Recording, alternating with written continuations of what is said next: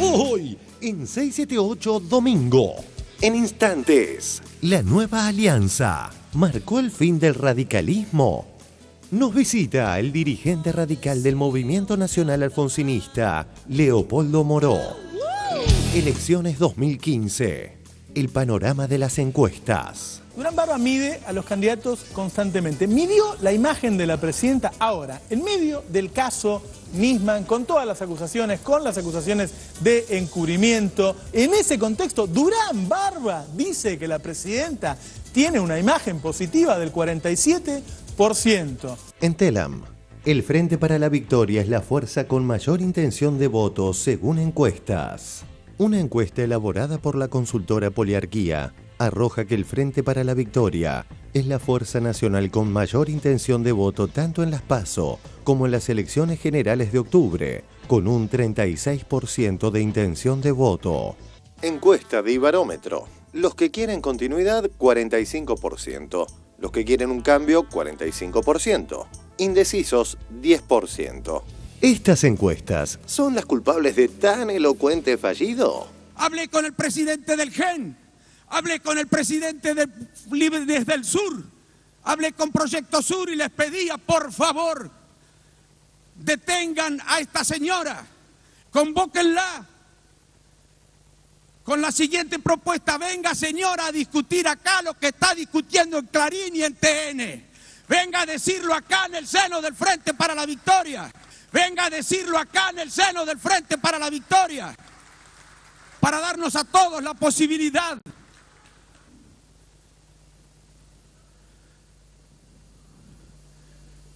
dos fallidos.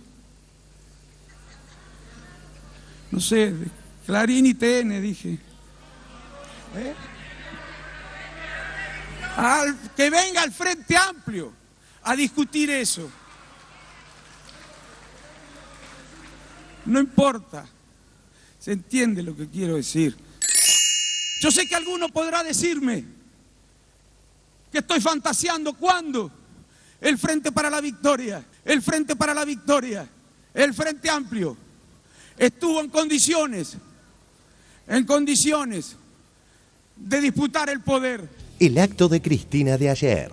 Dentro de la política de federalizar la red de conexión de aerolíneas argentinas ya está listo el primer vuelo casi directo con una pequeña escala en Aeroparque entre Iguazú y Calafate, que se suman a los vuelos que ya los cordobeses y los rosarinos tienen directamente a la ciudad de Calafate para que no tengan que pasar por Buenos Aires. Pasaba hoy por acá porque usted sabe que el día ese que bautizamos el avión también nació mi tercer hijo varón y tenía que hacerle el DNI, por eso mi presencia en este lugar, pero sabe que no lo puedo terminar de hacer porque nació hace apenas 9 días y el gobierno de la ciudad me tarda 10 días en dar la partida de nacimiento. Cuando tenga la partida de nacimiento en 24 horas voy a tener el DNI. Florencio, bueno, esto es de los que hablan de la modernidad y del futuro y de la eficiencia, pero bueno, una cosa es hablar y otra cosa es ser moderno y eficiente. Nosotros no hablamos tanto, pero hacemos más. Y la verdad que este es un nuevo paso adelante, este DNI en 24 horas. ¿Qué aclaramos? Pues si no mañana en Clarín, Florencio, te sacan, sí, lo hacen en 24 horas, pero sale más caro. Y sí, claro, querido, si te lo hacen en 24 horas, va a salir más carito que el que tenés que esperar 15 días. Así que... No creo que lo digan de mí porque yo soy candidato de Clarín, así que no creo. Se achica el Frente Renovador. Desertó el intendente de Escobar, Guzmán, que se pasó, dejó el Frente Renovador y se fue al Frente para la Victoria. Muchos miran a Cariglino, que dicen que está en estado de reflexión. Estela y un hermoso mimo. Yo sigo muchos programas de acá y sobre todo 678, ¿no? Porque me enseña, aprendo, tiene gente que dice cosas que me hacen comprender muchas otras y aparte yo sé que lo que están diciendo es así, que no lo hacen más que con el interés de esclarecer la mente de los ciudadanos, cosa que no se hace en otros lugares donde fuera de eso lo que se hace es confundir. Sin más preámbulos, arranquemos ya con TVR y su informe sobre la nueva alianza. Yo creo que el radicalismo siempre ha tenido una posición que para decirlo en ese lenguaje no es correcto, ¿no? Algunos radicales se van a enojar conmigo por lo que yo digo, es de centro-izquierda. Claro. Este gobierno está trabajando muy a la derecha, yo creo que hay muy presionado, muy influido por criterios neoconservadores que tienen su importancia en el tema político, de la teoría política, de la doctrina política. Es una democracia que quiere ser condicionada, limitada, elitista, si usted quiere utilizar la palabra. Nuestra concepción de la democracia es exactamente la contraria.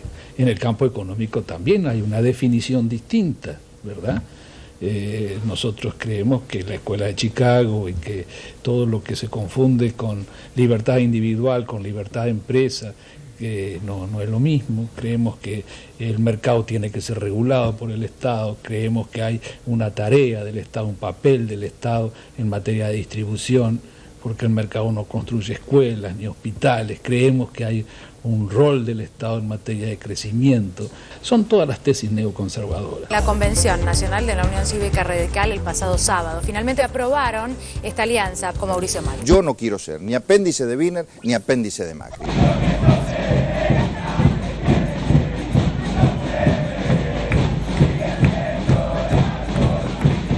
Yo creo que nosotros para esa concertación que queremos hacer tenemos límites, el oficialismo por un lado, sí, y otro es la derecha por otro lado.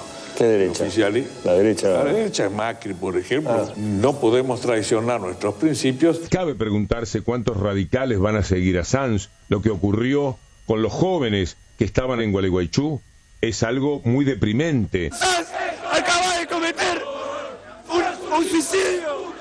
Por favor, piensen un poco lo que están haciendo, muchachos. La UCR no tiene que ir con la derecha. La UCR es lista 3, muchachos. No puede suceder esto. Basta de dividirnos. Basta de andar haciendo estupideces. Somos la Unión Cívica Radical, carajo. Desde el radicalismo, al cual no le cabe de ninguna manera el sayo del presidente en el discurso del sábado o el domingo de que quienes se oponen son porque tienen intereses de otro tipo. Bueno, al radicalismo este sayo no le corresponde. Nosotros los intereses nuestros están muy claros, son los intereses de la gente, los intereses de un partido nacional y popular. Una novedad del gobierno de Irigoyen es que interviene en la economía para fortalecer la soberanía nacional. Es sentarse en el tribunal de Grilla y lo que Grilla termine diciendo, hay que hacerlo. La medida más destacada es la creación de yacimientos petrolíferos fiscales. ¿La estatización de aerolíneas o la de YPF? Yo ya dije, estuve en contra. Sanz vende el partido del mejor postor. De luto por la muerte del radicalismo, nada más. Más allá del desdén que para muchos radicales genera la actitud de Sanz, que ha llevado al partido a un lugar que parece mentira. Estaba mirando una fotografía del año pasado. Hace menos de un año estaban Stolbizer, Wiener, Sanz, Cobos, Solanas y Carrió. ¿Qué quedó de eso? Acá en UNEN estamos juntos, nos llevamos bien, pese a que toda la campaña de otros se van a separar después. No. Yo formo parte de un espacio. Ese espacio es el Frente Amplio UNEN. En agosto del año que viene, los dos grandes espacios que se llevan la mayoría de las opiniones son el Frente para la Victoria y el Frente Amplio UNEN. Bueno, ese era UNEN, ya no existe, ya saltó por los aires. Los grandes grupos económicos y los medios hegemónicos necesitaban construir una herramienta electoral que fuera competitiva para llevar adelante el proyecto de una restauración conservadora.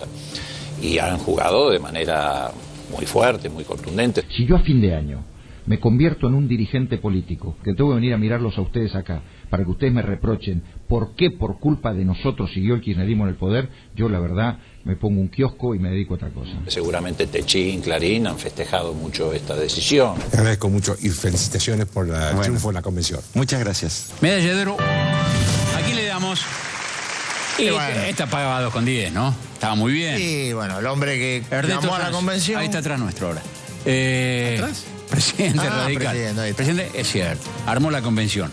Llevó al radicalismo hacia donde su sector quería, que era la alianza con Macri. Trabajar y actuar en contra de lo que dicen los medios importantes, definirse, aunque esto signifique un duro golpe. Lo que los une es el antikirchnerismo. Yo felicito al nuevo líder indiscutido del radicalismo y candidato a presidente, como es Ernesto Sanz, así que está preparada la alianza. A la alianza no volvemos Esta es una decisión.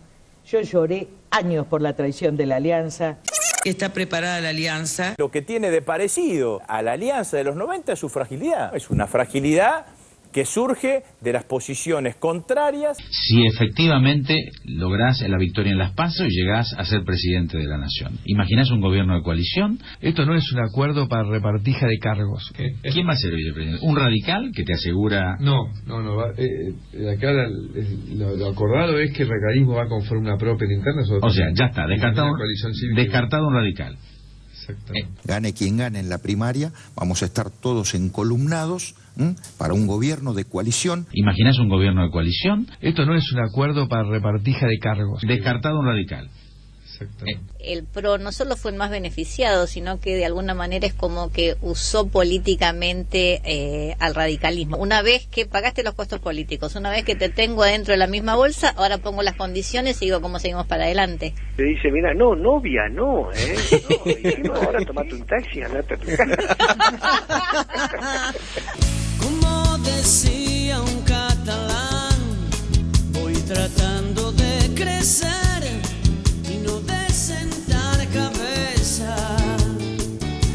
Compatriotas de la Patria Grande, bienvenidos a otra emisión de 678, transmitiendo hoy en el aniversario del inicio de las jornadas que desembocarían en un movimiento conocido por la historia como el Mayo francés, tan distinto de un julio argentino, por ejemplo. Buenas noches, compañeros columnistas del panel. Quiero decir que hoy se cumple también el aniversario de la fundación de la ciudad de Viedma, cosa que me da pie para presentar a nuestro invitado de hoy, que es el doctor Leopoldo Moró. Buenas noches, Leopoldo. Hola. Recordaba aquel proyecto de traslado de la capital del doctor Alfonsín. Leopoldo Moró, además de su larga trayectoria como dirigente radical, es abogado, es periodista, hemos compartido también en la redacción de Tiempo Argentino, estuvo en La Opinión, y ahora es presidente de la Fundación Espacio Progresista, es uno de los impulsores del movimiento nacional alfonsinista. Y en rigor de verdad quiero aclarar, Leopoldo, antes de consultarte por el tema que acabamos de ver, que Ernesto Sanz ha declarado hace minutos en la radio que el que gane las PASO tiene derecho a conducir, con lo cual por lo menos ya ha perdido la inocencia, ¿no? Pero bueno, es tu palabra, ¿qué queremos? No, te voy a hacer una aclaración, porque lo odio, pero odio hacerlo, pero yo no soy abogado. Te digo porque, no quiero terminar como Bloomberg procesado por usurpación de títulos y honores. Sí milité en la facultad, me faltan 4 materias, algo que me reprocho. 4 materias, sí, Leopoldo. Pero bueno. Es casi abogado Leopoldo Moró. Bueno, casi, claro. Bueno, a ver, en primer lugar me parece que no hay que enfocar el tema de este acuerdo de Sanz y la camarilla que lo acompaña con el PRO desde un punto de vista utilitario, en el sentido de si están en la fórmula, no están en la fórmula, si va a haber gobierno de coalición, si no va a haber gobierno de coalición, cuántos diputados más van a sacar, cuántos diputados menos van a sacar, porque fue precisamente el tono de la discusión que se hizo en la convención. Ajá.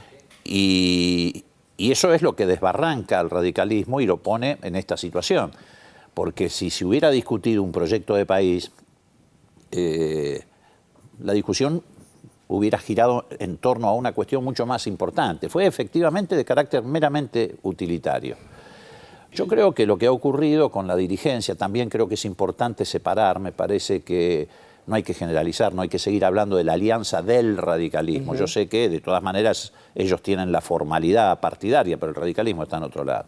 Mirá, nosotros 48 horas después de esto hicimos en Córdoba, en la Facultad de Ciencias Exactas y Naturales, ahí en plena manzana de los jesuitas, un encuentro en el aula magna, juntamos 1000 militantes 48 horas después. Y estamos marchando un congreso del radicalismo popular el 15 acá en la ciudad de Buenos Aires, el 15 de abril, que va a ser una cosa realmente significativa. Esta actitud dirigencial es natural, decía yo, porque han venido durante todos estos años interpelando al propio electorado con un discurso conservador. Entonces es lógico que desembarquen en una alianza conservadora. Lo que no es lógico es que lo hagan a sabiendas de que están formando parte de un frente de centro-derecha, que además califican de antiperonista, lo que es atrasar no solo al radicalismo, sino a la política argentina. Sí, tremendo. 50 años. Precisamente Alfonsín fue el que sacó al radicalismo de la vereda antiperonista, por eso construyó una mayoría que no solamente le permitió ganar la elección, sino sostener la transición democrática. Pero digo, lo grave es que se toma esa decisión de acompañar a sabiendas de lo que se está acompañando, porque en las alianzas electorales uno puede tener márgenes de error. Por ejemplo, ocurrió con la alianza. La alianza, bueno, se podía razonablemente suponer que venía el radicalismo de enfrentar las políticas económicas del menemismo, el Frepaso lo mismo, incluso era una escisión casi del peronismo, claro, en ese sentido. Alfonsín era el presidente del Instituto Programático de la Alianza, una garantía ideológica. Bueno, después vino la traición, la defección, pero en este caso no hay duda. Digamos, en este caso está muy claro, lo revela el informe. Por ejemplo, Mauricio Macri hace 6 meses decía que había que pagarle sin chistar la sentencia griesa. Eso hubiera significado un sobreendeudamiento de 200 o 300 mil millones de dólares. Uno no sabe que, si lo dijo por ignorante, porque no estudia los temas, o porque le importa un comino que la Argentina quede endeudada y sea devastada socialmente. Entonces no hay duda. Es decir, a ver, proponer votar a Macri es como volver a votar a Menem después de haber conocido el menemismo. Claro. ¿No? Es decir, vos podías antes de conocer el menemismo votar a Menem, pero después es como mucho. Entonces yo creo que esto no va a tener un significado electoral muy importante, me parece que es una decisión muy de superestructura.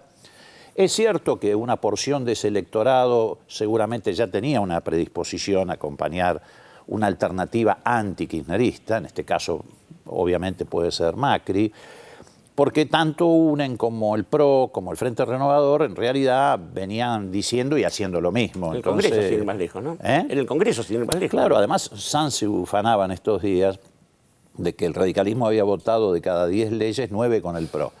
Por supuesto que no las enumeraba, porque me parece que le da hasta vergüenza ajena, porque a oponerse a la estatización de las AFJP, cuando nosotros tuvimos 14 años peleando en contra de la privatización de las AFJP, o oponerse a la renacionalización de aerolíneas, ley de medios, o lo que fue más grave, volviendo al tema de Griesa y los buitres, hace 6 meses atrás, más o menos, salvo el caso de nuestro diputado, digo nuestro diputado porque nosotros ya tenemos bloque propio en el Congreso del MNA, que es el diputado Santín. El bloque radical votó efectivamente con el PRO en contra de la ley de pago soberano de deuda, que fue un instrumento muy importante en esta pulseada que se viene llevando adelante con Griesa y con los buitres. Entonces, bueno, me parece que va a haber una reacción de la estructura militante del radicalismo, o de lo que queda de la estructura militante del radicalismo, y está muy claro que esa estructura militante no va a transitar la vereda de los que fueron los victimarios de gobiernos como el de Ilia, Alfonsín, etc. En todo caso, uno transitará la vereda de los amigos, aún a riesgo de cometer algún error, pero siempre es mejor que transitar la vereda del enemigo, donde si acertás, seguro que jodés a la gente. Eso seguro. Está más claro que el agua, ¿no? Existe, Leopoldo, pensando en aquella historia de la Unión Cívica Radical del Pueblo, Unión Cívica Radical Intransigente, de la posibilidad de alguna escisión o de que haya otra opción radical para el votante que quiera elegir otra cosa.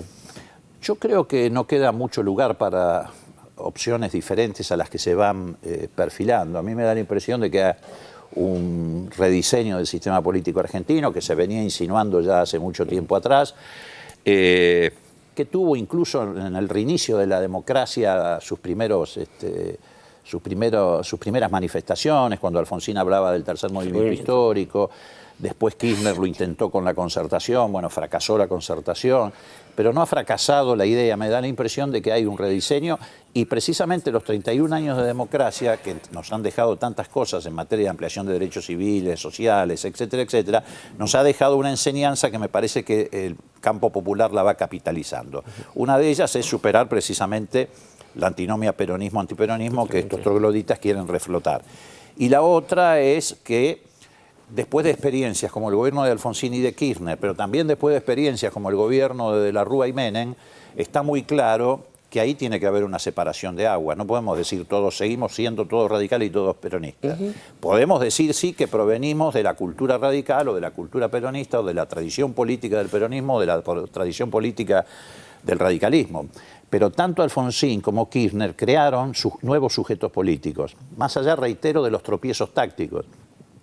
Alfonsín, como Kirchner, convocó a vastos sectores de clase media progresista, franjas juveniles, que se juntaron con el radicalismo, cosa que nunca hubiera ocurrido porque desde ese lugar era difícil, era un partido que lo veían como, digamos, un mecanismo de statu quo.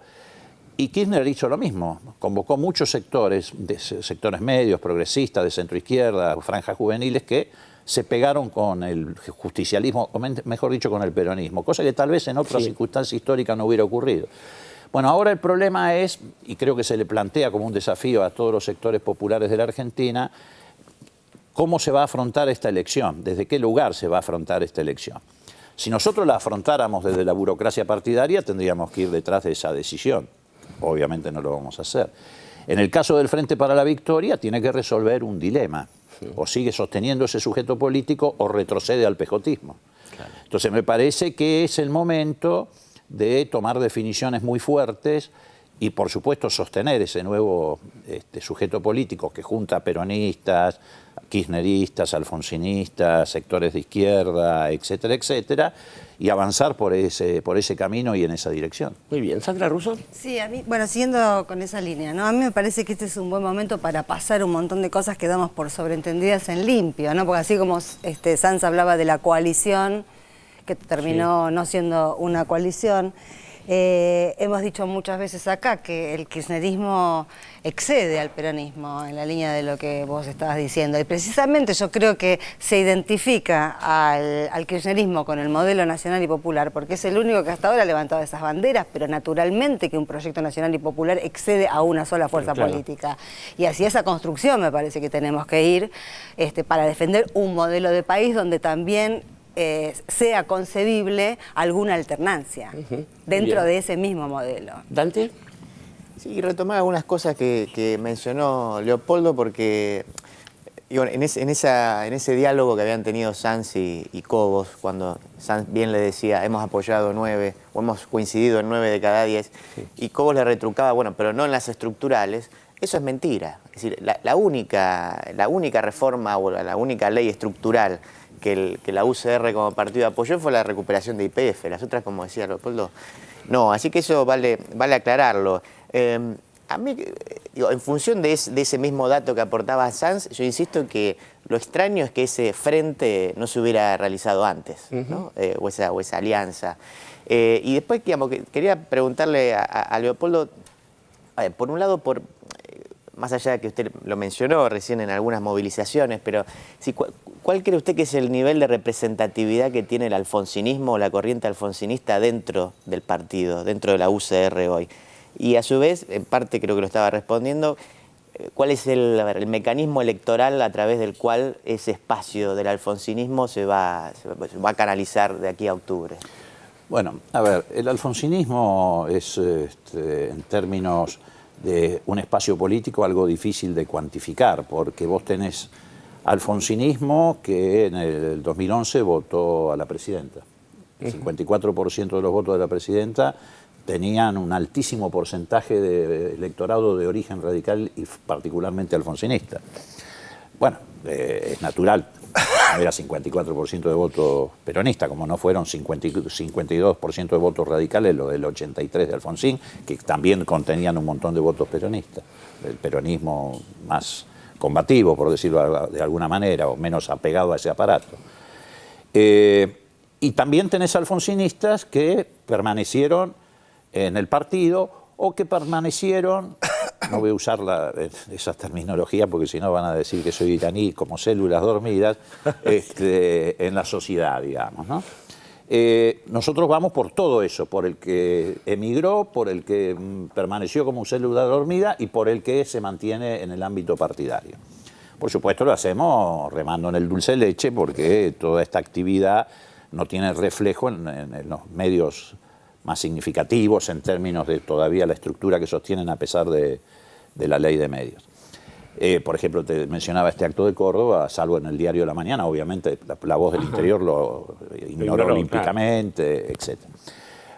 Creo que va a ser un espacio muy importante, eso que nosotros denominamos el radicalismo popular, me parece que va a tener un espacio bastante interesante, pero fundamentalmente, más allá de lo cuantitativo, me parece que es muy importante que esa herramienta aparezca e irrumpa en este nuevo sujeto político del que estamos hablando. Porque precisamente a lo que apunta la derecha es a recrear el mecanismo de las antinomias. Y hay mucha gente que confunde su condición de radical con su condición de antiperonista. Y es una tarea que nosotros tenemos que desarrollar y desplegar en el sentido de que esta gente advierta que en realidad de esa manera, consciente o inconscientemente, la ponen en el campo del antipueblo. Porque ¿cuál es el eje que ha motivado este acuerdo entre la UCR y el PRO? La república versus el populismo. Claro. Que es una falacia, porque es cierto que la república era una bandera a levantar y sostener en el 83, porque estaba arrasada por la dictadura militar.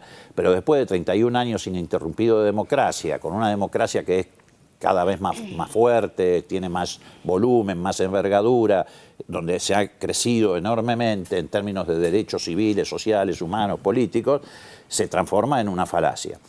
Y el término populista implica tratar de sembrar el prejuicio, es decir, desde ese lugar cuando hablan de populismo, no hablan de populismo en términos teóricos para refutar a Laclau, etcétera, que en todo caso es una discusión más que interesante.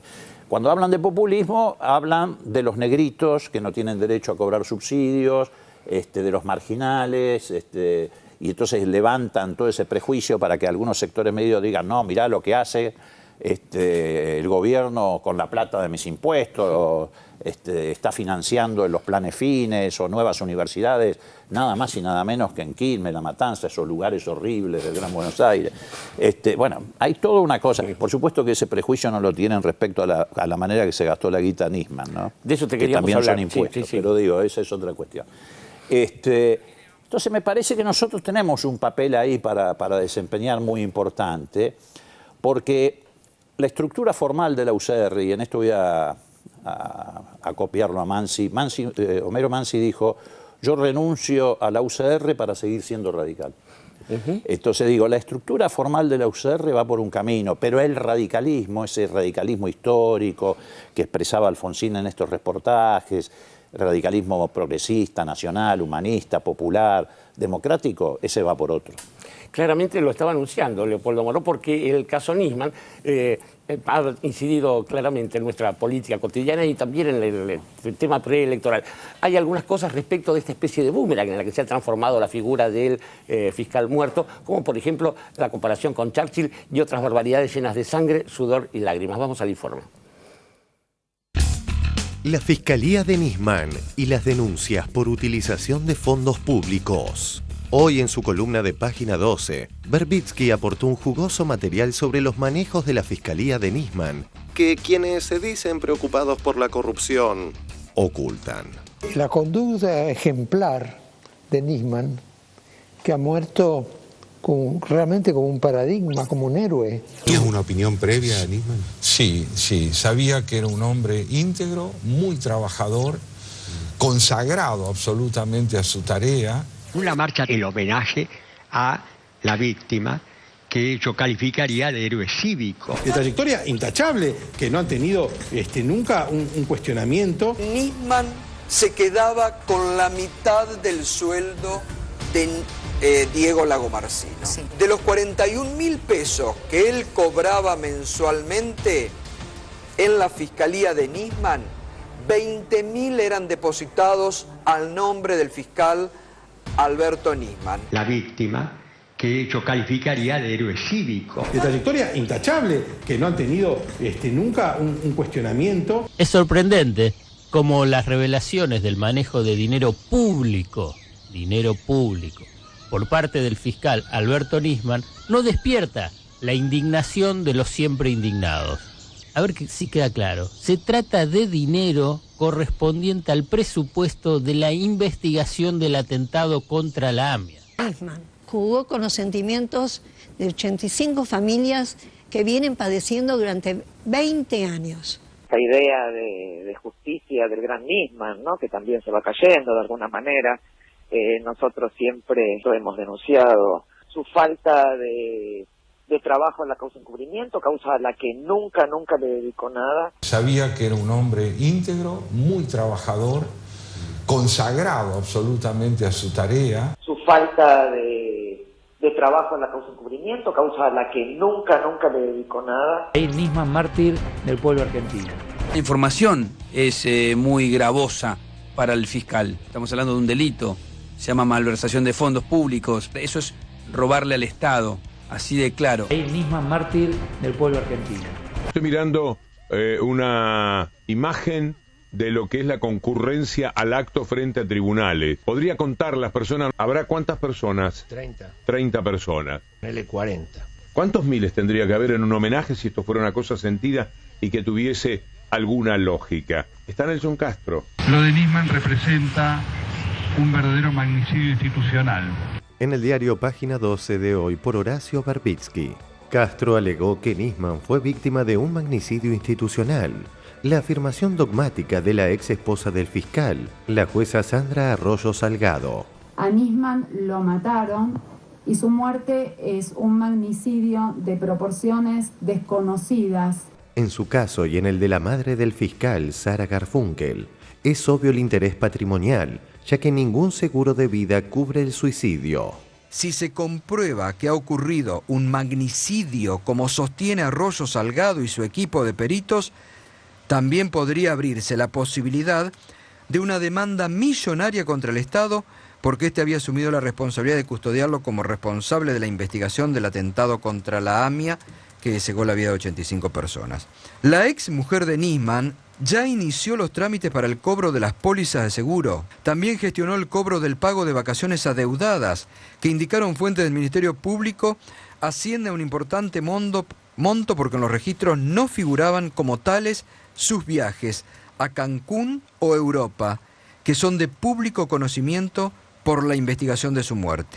Mientras que él viajó, porque eso lo hemos comprobado, no solicitó las vacaciones, con lo cual estaba tomando sol en Cancún, pero para la administración de la Procuración General de la Nación estaba trabajando, con lo cual después seguramente le liquidarían las vacaciones no gozadas, con lo cual estamos en una situación absolutamente de malversación de caudales públicos. Esas fotos podrían resignificar la frase misteriosa que Lagomarsino dice haberle escuchado a Nisman cuando le pidió el arma. Al día siguiente saldría con las chicas y temía que algún loquito se le acercara con un palo a gritarle traidor. Él me dice, ¿tenés un arma? ¿O es un arma vieja, es una 22? No sé de qué te vas a defender con eso. Dice, no te preocupes, es para llevar en la guantera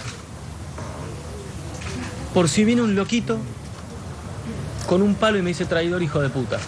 La iba a guardar en la guantera del auto al día siguiente que salía con las chicas. ¿Pero las chicas no estaban en Europa? Las hijas de Nisman estaban en Europa en ese momento. ¿A qué chicas se refería? Vos lo conociste a Nisman, ¿sí? En Rosebud. En Rosebud, exactamente. ¿Iba frecuentemente? ¿Lo encontrabas esporádicamente? Esporádicamente, te diría. Últimamente de un lugarcito más cómodo, digamos. No sé si es el VIP. ¿Iba solo Nisman o iba con unos bombones increíbles, Amalia? ¿Te gustaría decirle algo al presidente? Profundo respeto, agradecimiento por el apoyo que siempre ha tenido la Fiscalía. Simplemente agradecerle porque Argentina es el único país en Latinoamérica y hasta el día en toda América que tiene una Fiscalía de esta envergadura, con estas posibilidades y que ha sido creada y mantenida por este gobierno para investigar de esta manera. Así que en ese sentido, nada. Estamos hablando de fondos públicos. Hay otros contratos. Acordate que hay el caso de una nutricionista que no se sabía para qué. Hay casos de chicas que están contratadas con altos sueldos que no se sabe qué papel cumplían. Yo lo que quiero saber es quién mató a Nisman, no quién Nisman era. Fondos públicos. El tema es que se descalifica por la vida. Miren, yo me acuerdo de Churchill, ¿no? Churchill era borracho. Churchill tenía mujeres. Ahora, Churchill salvó a Europa. Nisman no salvó a nadie de nada. Solo presentó una acusación contra Cristina que un juez desestimó porque no le encontró pie ni cabeza. Y los after hours en los puticlubs de Palermo, Hollywood, dejan de formar parte de la vida privada, en cuanto se sabe que eran costeados con los recursos públicos puestos a su disposición para investigar el más grave ataque terrorista de la historia. Después de 45 días de mantener en vilo al país, quienes han elevado a categoría de mártir, no deberían hacer una autocrítica. Es una burla más a los familiares y víctimas del atentado a la AMIA y a todos aquellos que buscan verdad y justicia. Era muy trucho. Y más truchos quienes insisten en indignarse y a la vez darle credibilidad a su denuncia o tratan de ubicarlo en el lugar de un héroe. En realidad, si uno quiere, si hay buena voluntad, es tan sencillo hablar con el buen trino de Alfredo Zayat y no cada vez que se alude a un aspecto responder desde el otro aspecto. Me parece que esa forma de embarrar la cancha es tremenda, ¿no, Leopoldo? Mira, a mí me impresiona mucho esto porque, y yo siempre estoy muy lejos de hacer autobombo, ¿no? Pero yo estuve en este programa el viernes 16, o sea, 2 días antes de que apareciera muerto Nisman. Y yo recuerdo haber dicho en ese programa, están en los archivos, por lo tanto me pueden desmentir fácilmente, 2 o 3 cosas. La primera, que yo estaba convencido que Nisman no iba a ir al Congreso. La segunda, de que estaba convencido de que Nisman podía terminar preso. Sí. Cosa que creo que hubiera ocurrido si no se hubiera producido esta desgraciada circunstancia. ¿Y por qué dije eso en ese momento? Porque yo tenía ya en aquel momento la sensación de que no solo le había fracasado la operación porque lo habían abandonado, por la inconsistencia, etcétera, sino que se acercaba peligrosamente a un escenario que él no iba a resistir.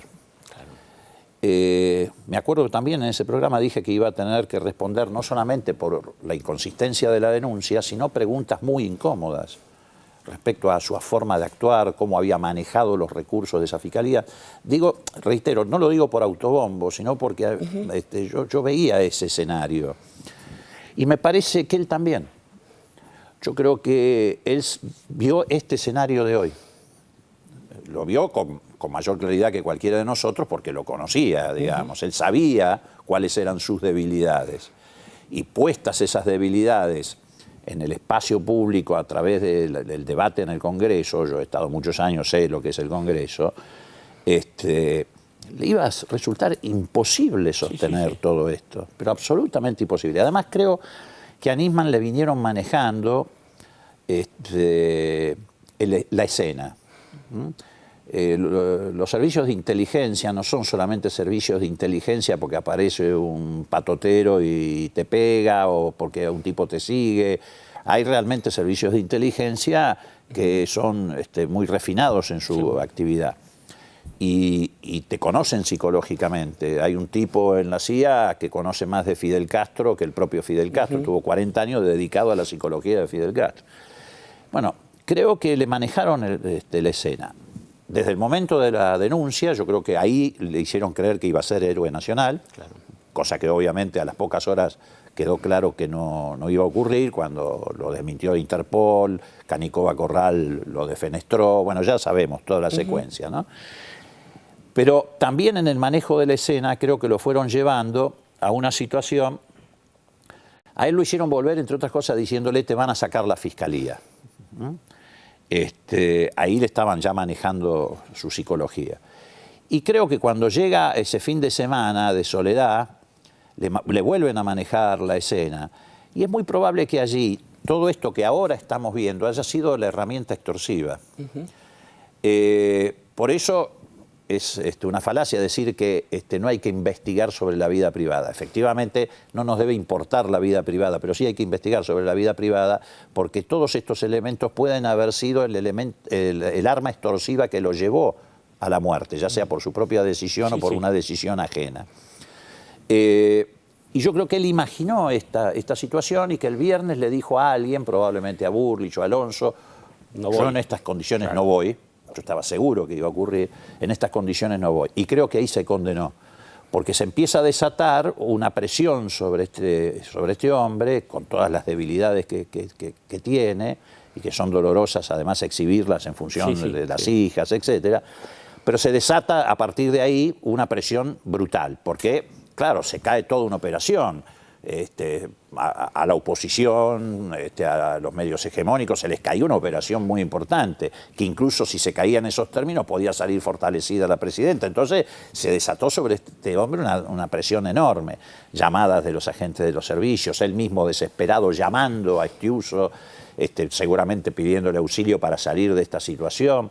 Y yo creo que ahí alguno de estos de los servicios, alguno le dijo, te van a mostrar esto, va a pasar esto, va a salir tal foto, probablemente había más elementos más graves todavía, y yo creo que lo fueron llevando, le fueron manejando la escena y lo fueron llevando a este tipo de situación que culminó de la manera que culminó.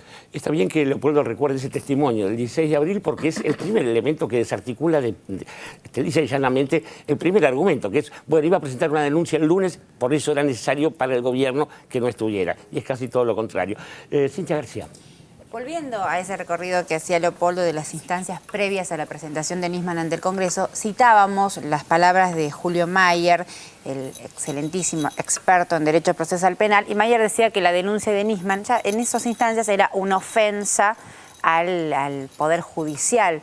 No nos imaginábamos el tenor de la ofensa, ¿no? Todo lo que íbamos a evolucionar en el planteo de cuánto ofendió Nisman con su investigación en la causa AMIA, con su relación con las víctimas. Escuchaba a la gente de Memoria Adictiva decir, en realidad Nisman sabíamos quién era, a diferencia de la traición, claro, lo relataba, a diferencia de la traición de Berman, que sí nos traicionó, Nisman sabíamos quién era, o sea, no se esperaba nada de esa investigación.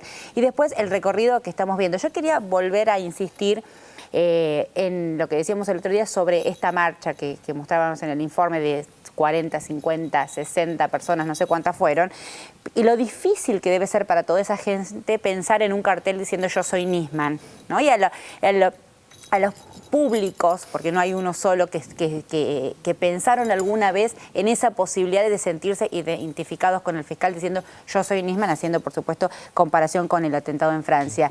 Y esa idea de la que en realidad está generada por el montaje mediático, la escena mediática de la que también hemos hablado, de asimilar a la figura del fiscal a la figura de todos, ¿no? De todos y todas, podríamos decir, para generar esa idea de asimilación que tenía por objetivo la mirada opositora. Todo esto se está desmenuzando en paralelo con una investigación judicial que está plagada de lo que se llamaría en barracancha, ¿no? Y una guerra entre la querella de Sandra Arroyo Salgado y la representación de Lagomarsino con Maximiliano Rusconi, un encono en este momento entre peritos que son recusados, que son aceptados, y la distancia abismal de las pericias. Sigue siendo la hipótesis de suicidio, o en todo caso suicidio inducido, la más acertada para hablar en este momento en cuanto a lo que pasa en la investigación del expediente. Vos sabés que yo creo, disculpame que interrumpa, yo creo que a esta altura, por supuesto, es muy importante saber qué ocurrió exactamente, si fue un suicidio, fue inducido, no fue inducido, un homicidio,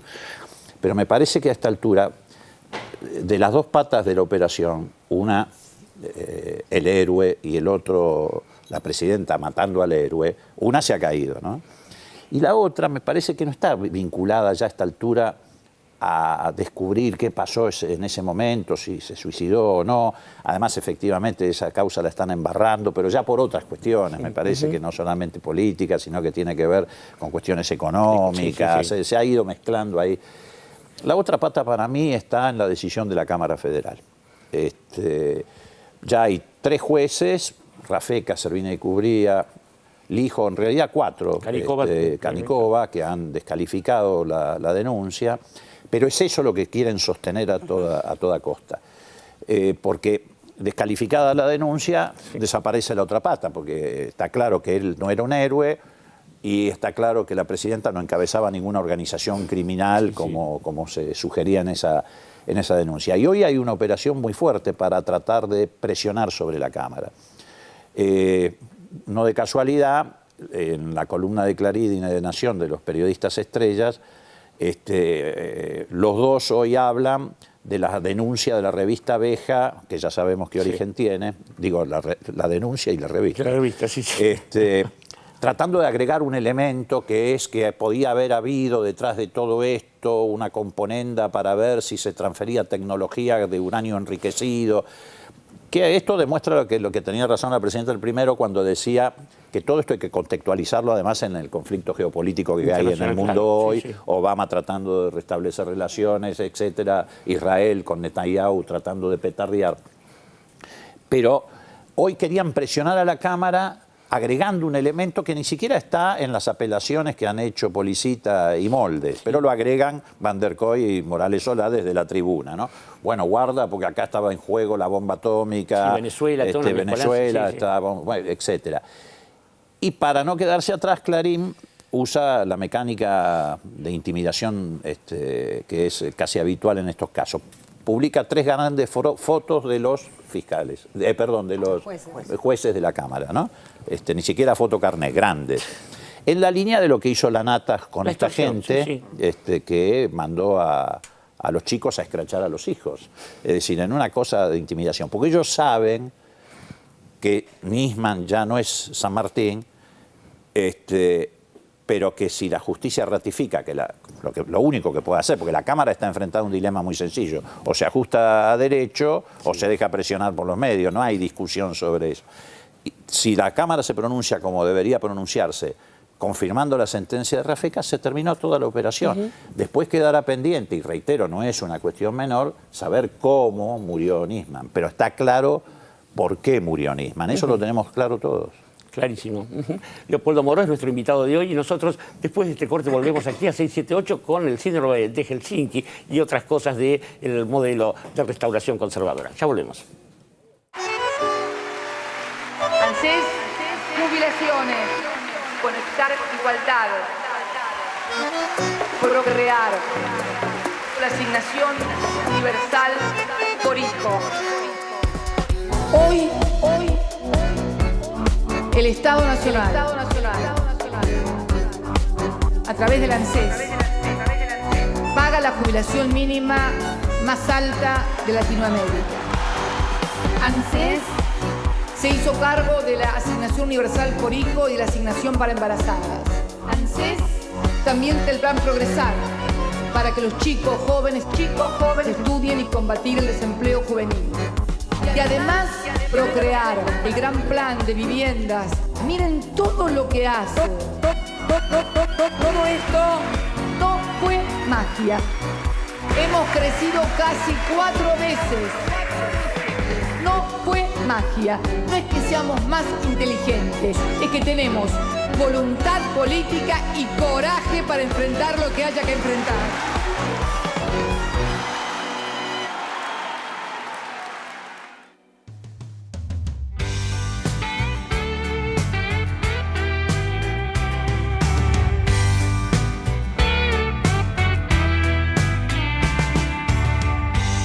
Tengo sueños en mis labios.